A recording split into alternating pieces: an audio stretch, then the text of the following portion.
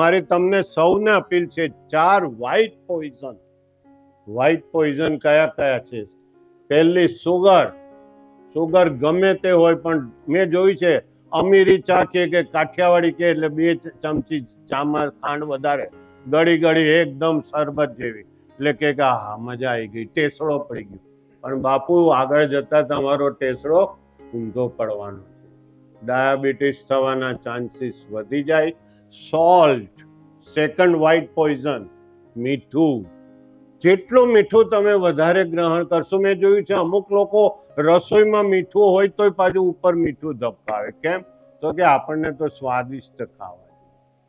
હવે આ મીઠું શું કરે છે જુઓ, આપણી બ્લડ વેસલની અંદર જમા થઈ અને બ્લડ પ્રેશર વધારે. 40 વર્ષ પછી જેણે વધારે સોલ્ટ ખાધું હશે એનું બ્લડ પ્રેશર ઓલવેઝ વધારે આવશે.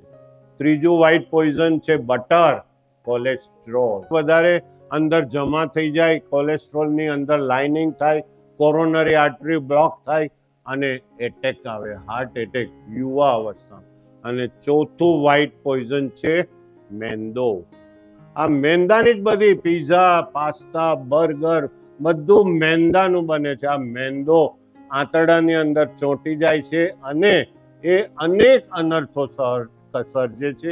એટલા માટે બને ત્યાં સુધી થઈ શકે તો આ 4 વ્હાઇટ પોઈઝનનો ત્યાગ કરો, તો જ તમે આગળ ઉપર હેલ્ધી ખાવાનું ખાઈ શકશો.